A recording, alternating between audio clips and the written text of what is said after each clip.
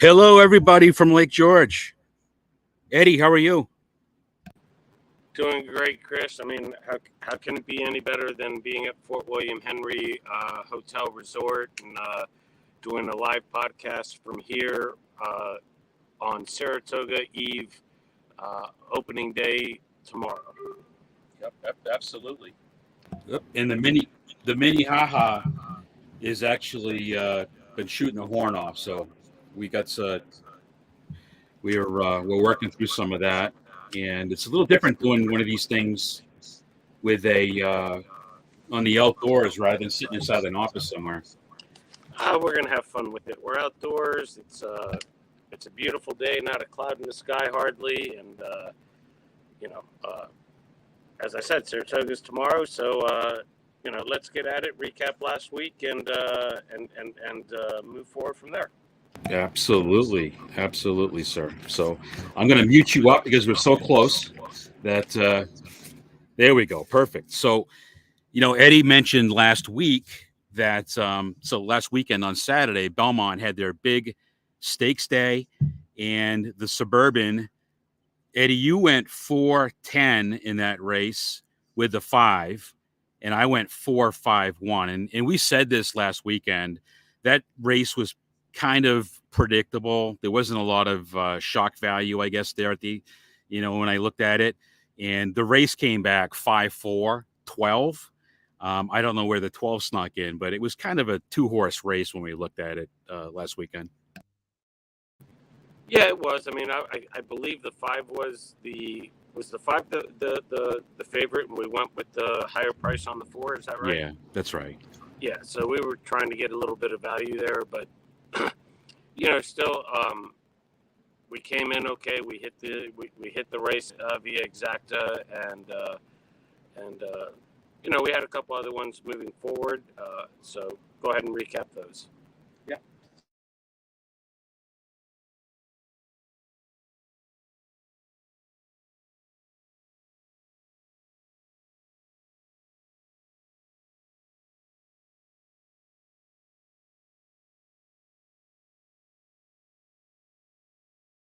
Might actually help if I had my microphone off mute so you can hear me. But I was one. That was right. The mini Yaha is spoken, and they're telling me fantastic job on picking that one last week. But that was my best bet of the day. Actually, that one actually made my day looking at the Oaks. And then, Eddie, we went to race number 8. The order was 6-3 in a small field. I had the 3-6, so I had it out of order, but it was the same thing. A disappointing one about this one, and we talked about this on Saturday's show. 3 was the bomb. That was the Trombetta, if you remember. That was the one. Maybe on paper, it didn't look like the best pick, but when you saw the horse, and again, we said this, Trombetta really does a really good job at placing his horses and putting them in a good spot. So we just missed a big one because that 3 again was 15-1. If I remember, it wasn't 15-1 at the post time when the gates opened, but that really was a good play. You were on that one as well. You had that one on your board. Yeah, I really liked it as well. But again, it was a nice value play if people played it across the board, and if you're fortunate to have the Exacta. So, again, the picks that when we look at races and the picks that we put out there, use them as you handicap, as you make your wagers. There's some people that don't play win plays show, but for a lot of people, maybe that's the way you play. So use our information, and hopefully you hit something nice in that race. Absolutely. And the other thing, Eddie, so the big race, the Derby, the Belmont Derby, was the last race that we covered on Saturday. Talk to me a little bit, because that one kind of went against the grain. We talked about Classic Causeway and what Kenny McPeek might have been doing, and evidently Kenny McPeek knew exactly what he was doing, because Classic Causeway was a pace play and won that race. I think I specifically said that Kenny McPeek and the horse itself, Classic Causeway, are trying to figure each other out. And for that reason alone, I actually didn't use either of McPeek's horses.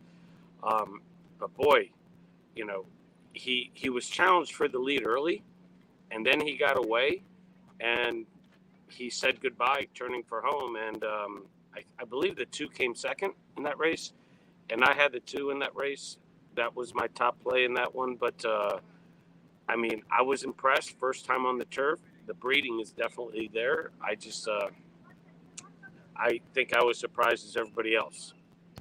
Absolutely. And the other piece of it too is, and I can't share my screens because we're outdoors. We're by Lake George, and that's what happens when you're by Lake George and you're outdoors. You can't share screens. But if you go back and you look at this, go to SpotPlays at SpotPlays HRT, and you go on and you pull the pace files that I put on there.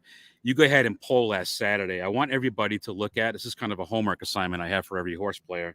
Go back and look at that race 9. Look at that Belmont Derby, and again, if the pace sheets here don't tell the difference between the horse was trying turf for the first time. If you were just to look at the pace scenario, you would have been all over the 4 Classic Causeway. Never in a million years did I think that horse was going to be 20. I think it was 24-1 or 26-1. Never in a million years did I think that horse was gonna come in like that. But look at what the charts show, because I think it's a good learning for the future as you go into and make some plays. Yeah, and for everybody watching and listening in, just make sure. I want to let you guys know that if not this Friday, next week we are going to do a quick tutorial on SpotPlays on what Chris has put together here in his algorithm, to make sure that when you see it visually, you understand exactly what each screen means, because we want to make sure that you guys can understand it and use it to in your best interest, and hopefully pick some winners from there as well. Absolutely. So, star of the show, Eddie, I didn't want to do this to you, but you know what tomorrow is, right? Tomorrow's Christmas. Today's Christmas Eve. Tomorrow's Christmas Day. I mean, opening day, Saratoga. I can't wait. I'm hopeful I get a good night's sleep, but I might be like that little kid who's tossing and turning and hoping he gets that new bike for Christmas, and I might only sleep like an hour. But I can't wait. The weather looks fantastic for it. I'm sure we'll have a great crowd, and we got a nice card. But before we get to that, real quick, what I do want to do is give a great shout out and congratulations to Tyler and now Cassie Gaffleone. They got married, and I was fortunate to be at their engagement party last year at Saratoga. And I mean, what a great couple! What a great both families are, and I'm looking forward to seeing them and tomorrow. And I got a feeling Tyler might have a pretty damn good meet. Yeah, I think you're on the money, Eddie. You know what I want? You know what I want for Saratoga Christmas, Eddie? What's that? A couple 10-1 shots. I'm looking for a 20-1 shot, but I'll take 10-1. Listen, it's a great day. I don't know what I'm looking forward to the most. I think just seeing people that I haven't seen for a year is probably the big thing. And I'm 100% focused on Saratoga. I know we look at some other tracks. I may do a dabble of Del Mar here and there, but for right now until Labor Day weekend, for me, it's all about Saratoga. That's what it's always is about me. I mean, I'll look at some of the big races at other tracks, the Haskell. I'll look at a couple of the races out in Del Mar and Woodbine, and even Delaware Park as well. But my focus is 100% on Saratoga each and every day. I don't, unless something really jumps out at me, I don't play the other tracks. I look at them, but I don't play them. So, and I look forward to seeing all the great people, and not just my friends that I've met through being at the track and also through Twitter, but also the employees, the people that I've gotten to know there, the security guards in the paddock, the tellers, the people in the food court and food trucks. I mean, and the people at Oklahoma track and on the backstretch. I mean, I look forward to saying hi to them, and I appreciate them, and they treat me so well. So I really look forward to seeing those guys. Absolutely. And if you move your head, Eddie, you can actually see the Minnehaha taking off. There, is that better? I There, I don't know. see it. I can turn around and see it. It's good. Well, they just blew the horn, so that they blew the horn. That means it's time to start capping. Let's talk about the 2 stakes races tomorrow. The first one, let's start with race 7, the Wilton. Yeah, the Wilton. I mean, but the 2 stakes races I think are pretty competitive. Again, when you're dealing in the Wilton, we got 3-year-old fillies going at it. Goddess of Fire is on paper and on talent might be the standout in the race, but we are using the new Wilson chute, the 1 mile chute, and I know that I believe they're not using the first 2 gates out of it. So being in the 1 hole, Goddess of Fire is going to be coming out of the 3 in a sense. But if you run a straight line from the 3 and the 1, 2, 3, or 4, you're going to hit the gate at the turn. I mean, you're going to hit the fence at the turn. So I'm trying to beat the 1 horse Goddess of Fire. And there'll probably be some controversy as the season goes on at Saratoga regarding the inside and also the outside post. They're going to be going pretty wide there. So if you got a horse in the 4, 5, 6, 7 hole, so to speak, that may have some early speed or rateable speed, I think you could be finding somebody. So in this race, I landed on the 6 horse, Favor. It's Pletcher. Todd Pletcher's got, I believe, 3 horses in this race. And I landed on this horse, $500,000 purchase. And one of the reasons I landed on this horse is because it's rested, has some solid works, can rate off speed in the race. But on top of that, going 2 races back in the Fairground Oaks, it finished only 2 1/4 lengths behind Echo Zulu and Hidden Connection. So, or actually just got nosed out by Hidden Connection for second. I think this horse has a ton of talent, and and I gave a congratulatory to Tyler earlier. And I hope I can give him a congratulatory hug after the race, and hope the 6 wins. And then I landed on the 4 Angitude for second, Cox Rosario. I really like the breeding for the mile. The breeding's out of Violence, who's out of Medaglia d'Oro, and then Patitude, who's out of City Zip. A lot of speed there, a lot of carryable speed to get the mile distance. It's his 3rd race off a layoff. The only question is, will she be the speed or will she stalk? And looking at the race over and over and over again, I think Rosario sends Angitude, and she hangs on for the win, or for second place, and hope the 6 catches her for the win. Okay, so you're 6'4". Yes. Okay, so I heard some discussion today, and I haven't seen it in person yet, but I think Eddie's spot on when you talk about the chute, the new chute that they have. When the horses come out of the gate out of the chute, it's basically going to hit the turn. So I think the inside horses are really, I would think that once the stats are there and we see a few races, I think you're going to really see probably the inside horses have a significant advantage here on this chute. I think it's going to be something that really happens. But the one thing I can't do right now is I can't share the pace sheets. But what I am going to do is, again, if you go on Twitter, I'm going to post the file. And I think what I'm going to do is I'll actually post it to those of you guys that are doing handicapping tonight, because I want you to see this. When I look at this race right now, this race looks like it could get hot. And matter of fact, from the querying points that I use, it's showing a 44. So typically when you get to 21 and higher, that's when a race tends to shift over to back speed. So I like the back speed here in this race, in this scenario right now. Again, we'll look at the scratches tomorrow morning. We'll try to determine what's happening. So from a algorithm standpoint, the 7 sticks out to me when I look at the board. But again, I'm going to play pace here. And when I look at the pace, the one that shows up on the computer to having the best late kick is actually the 2. And when I go back to the 2, when I look at, the 2, listen, it's, it's a mile in the dirt. Chad Brown, we all know he excels on the turf. But when I look at Flavian Pratt gets the ride, the horse is coming off. The horse is coming off a layoff. But I look at the pedigree. I really like it. Into Mischief is a big thing.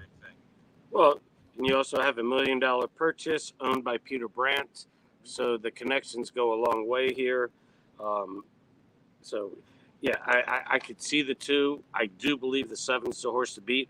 I'm just trying to pick a little bit more value here, and I think the 6 is who I landed on, so I'm riding there. 2's 8 to 1, Eddie. And so's my 4 for second. So we're aligned a little bit there as far as value. 2's 8 to 1. Listen, the 7's the favorite, and I think deservedly so when you look at it. But I think these are the ones you gotta find value in a race like this. I mean, this race for me, again, and I said this last week, this one's not an easy one to pick. If I'm playing a pick, whatever, I am probably going 4, maybe 5 deep. My 4 that I have on top are 2, 7, 4, 1. I'm going to try and beat this 7. I think that there's enough pace in this race that I think you can do something with the 2. I think the other thing you want to look at too is I got the 6 underneath. I like the 7. I like the 4, but I think the 6 is sneaky. You don't have to be the fastest horse at the end of the day when the pace melts down. And again, when I look at the charts here, the sneaky ones, the 2's got the best late pace. Got a gap there. The 7, the 8, the 6. That's kind of what shows out in the chart. So again, check that out because I think this is a good race that you're going to want to go back and utilize the charts for. So I think we're pretty aligned there, Eddie. Maybe just a different order. So let's go talk about you. And you corrected me about this race number 9, the Schuylerville. I thought it was the Schuylerville, and I got a spelling correction. Yeah, it's I called it the Schuylerville, and I called the city Schuylerville for a long time, and finally got kicked in the pants and by the locals and said no, it's Schuylerville. So, this is a race that's kind of interesting. First off, Mark Casse is coming out with 3 horses in this race, and any one of the 3, in my opinion, could win the race. The 4 horses is still a maiden. So maybe not her, but, for 2-year-old fillies, the 6 horse looks really good. The 3 horse has every right. They bet the 3 horse down to 2 to 5 first time out.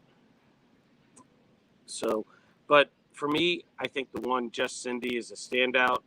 Out of one of my favorite horses of all time, Justify, who, for those that know me, deputy minister lineage. Horse ran against 7 horses, first time out at Churchill, won pretty easy. I mean, it says only 2 1/4, but that horse was wrapped up by Bejarano and went off at 3 to 5 in that race. And since that race, came back with a really nice work at Churchill, 4 furlongs and 48 and 3, and then a little freshener July 7th. I think the horse is ready. Eddie Keneally is a solid trainer, and Irad is taking the mount. So I landed on the 1. And then I'm using the 4 horse as a little bit of a price. Veterero, Robert Reed and Joel Rosario are the connections there. But I watched this race a couple of times over. This horse was bet down basically 1 to 5 first time out. And it won in hand. It quickly got clear. It was up by 5 going 4.5 furlongs at Parks. Granted, it was a short race, but it was totally wrapped up and ended up winning by 2. Was an 8-horse field, so it wasn't a short, small field. And since then, 2 really solid works. So, I mean, I wouldn't be surprised if this horse shoots out to the front and maybe wins the whole race, but I think the 1 horse wins, and I got the 4 second. Well, I think this one here, this is, the show is SpotPlays. So when I go through the whole entire card here, this is one of my SpotPlays. I'm going to figure out how I can get value with this one. I if it wasn't Irad on there, I just think that when I look at everything that's happening here with the horse, I just think it's, Justify or not. I know Justifies have come out strong, and we've already seen some good winners there. But I'm the one for me is I'm just gonna go with it and see where we land up there. But what I'm more curious about is how do I add value here? And when I look at adding value, I'm looking again, and I'll share with you the pace charts. Maybe we should do another 15-minute show in the morning, Eddie, and just talk about the pace charts and what happens after scratches. But I wanted to fall in love with the 5 here because I can see the horse. There's going to be a lot of pace in this race. I really believe there's going to be a lot of pace here. And the 1 stands out on paper. You'll see it on the charts. The 1 stands out, but the 5 stands out to me. So if we have a complete pace meltdown, the 5 scares me. Even though on paper he doesn't look that good, but he's got some good late kick. But when I went and I dissected things a little bit, it looks like the 6 has a little bit more from a handicapping standpoint. I kind of fell in love with that one a little bit. So, and I like the 9 too. I'm going 1 over the 6-9-5. This is how I'm going to play this one. And I'll see how I fare. But, it just seems like the stars align here. I mean, the pedigree, I think the distance is perfect, for the 1 Just Cindy. Iradites is not going to take this mount, shifting from Barragano and bringing him from Churchill. I just think the 1 is the play here, and I don't think there's a lot of discussion. Yeah, I mean, on paper, looking at the figures and everything, the 9 is the speed of the speed, to be honest with you. And it just ran a 4 furlong bullet at Churchill in 46, 4 furlongs in 46, and fastest out of 97. And he went 22 and 4, 45 and 4 in his last time out. That is quicker than any other horse in this race. So if there is a pace meltdown, it's because a few other horses go with that. It could be the 7, it could be the 6, it could be the 3, it could be the 2 or the 4. But yeah, I like your late speed, closing speed picks. But yeah, for me, the 1 is the standout in this race, and I think it is a single, and it's the spot play of the day, I believe. All right, so I'm 1-6-9 with a 5 mixed in somewheres in the backside. What were your picks again, Eddie? I went 1-4. 1-4. All right, I'm writing this down. Because I think Rosario is not going to go to the front on the 4. I think he's going to sit off because there's too much speed in this race. And I think that's a smart thing to do. I think that's a smart thing to do. So, looking forward to tomorrow. I'm excited. Yeah, quick show today, folks. Listen, for anybody that's going to be at Saratoga opening day, Chris and I are going to be there. We're going to be walking around. We'll be in the paddock. If you'd like paddock passes, give me a text, a shout, a DM, whatever it is. I'll do what I can to get you in there. But let's all meet up, enjoy opening day at Saratoga, and that's all I got for today. Yeah, awesome. So let's get ready for tomorrow. Get a good night's sleep. Again, I will share the stuff this tomorrow morning. So, and I'm going to try and do it so after the scratches post, because again, that's my favorite part of the day, because it does change some of the dynamics of the races, and we'll share that with everybody tomorrow. So just want to do a quick show, talk about how excited we were. If you like the show today, do me a favor.